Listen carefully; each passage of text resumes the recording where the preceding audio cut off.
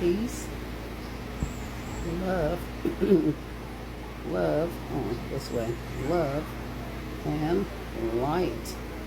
A little light up there, yeah.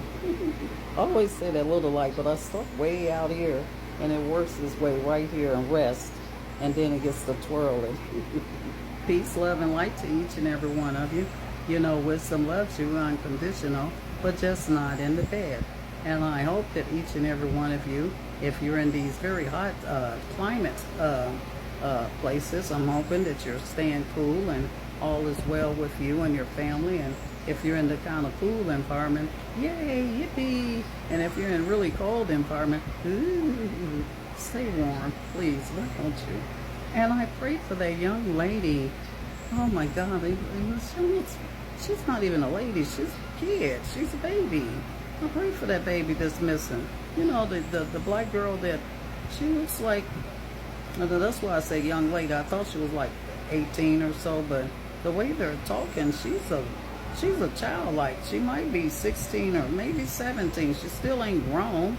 You know, even at 18, they ain't grown. They think they are, but they really ain't. They just babies learning to be adults. See, they're not even adults until they get 25. They don't know how to be an adult, even at 21, you know. I pray for her. I pray that all is well, but, you know, when they've been missing that long, the chances are all is well goes out the window.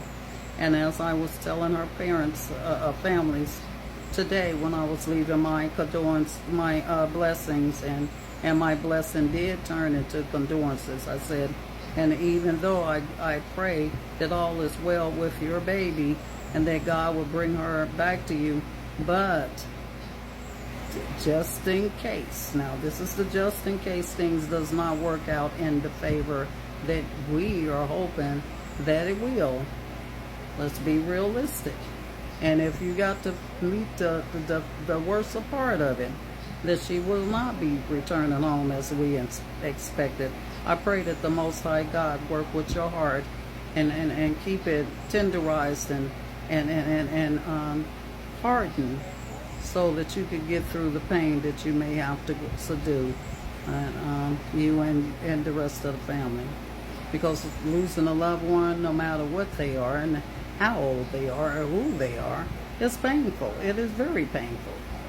And so I pray for the best in either case, for all of them, you know.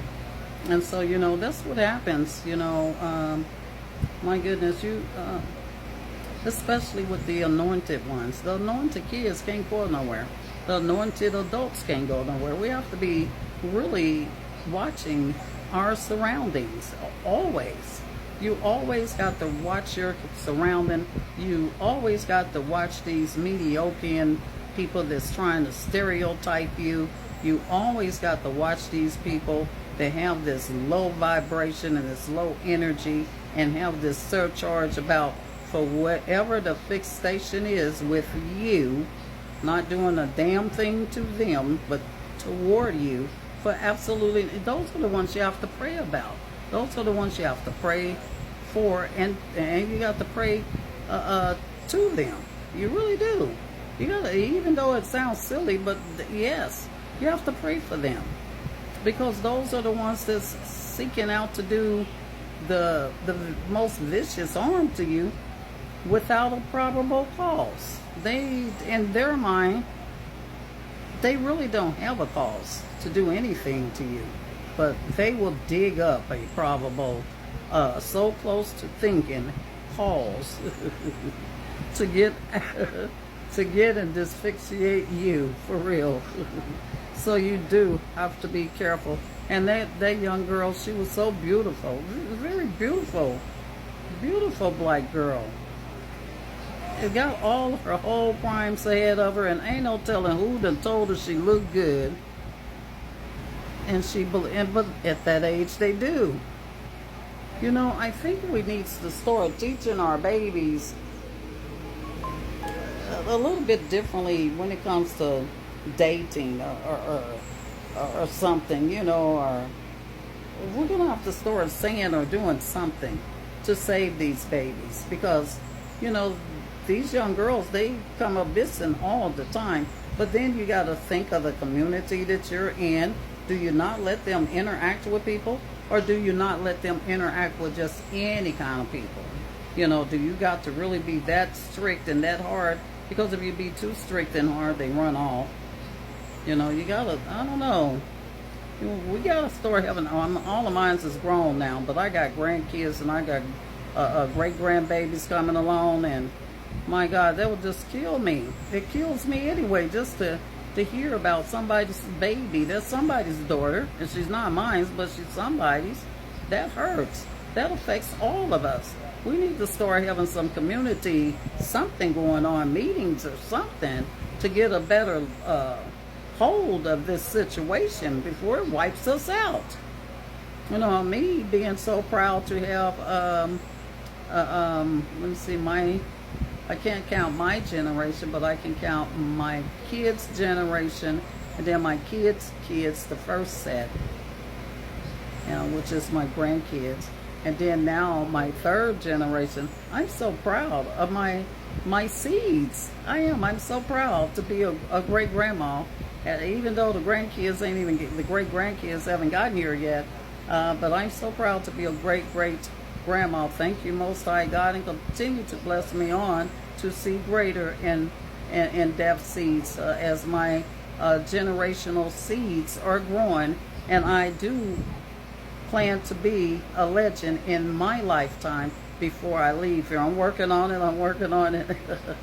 And I'm already becoming a legend on YouTube and TikTok, and I just don't know how to work Facebook. I'm not gonna lie. I keep saying that when I come on here, and I get stuck over there too. I really do, because it works so differently. And everybody else be doing it like it's a breeze. I'm like, what's the catch to it? I can't get it. Or maybe it's because I do so much over here, and I might throw my energy around so much here in Facebook. By the time I get over there, I'm looking at them same videos. I don't know, but I know I'm not doing too good over there. I'm not pressing on to the concept, or maybe I just need to spend, but I can't spend no money over there if I ain't spending none over here. So this is where I really need to be spending some money to promote my my videos when they come out, because you know TikTok have that thing to tell you if you want to promote your videos or whatnot. And then you know I'm so anxious to, and I gotta wait another week or so. I'm so happy that finally I'm going to be throwing some merch up there finally, but I gotta wait before I can do that, and before I can really get down with the get down spiritually. You really have to be careful spiritually. You do. Because if you're not carrying the spiritual ammo that they expect you to have, your ammunition is not going to mean anything to commerce. You know, commerce is the person that you got to please the most. You really do. Because commerce will knock you off of here quick. And it ain't going to make no difference how long you've been on here and what you've been doing. If you ain't got all the ammo for commerce, you are not in any of their gun shows. I like to put it like that. I do. Because I feel like I'm in Dodge City right now.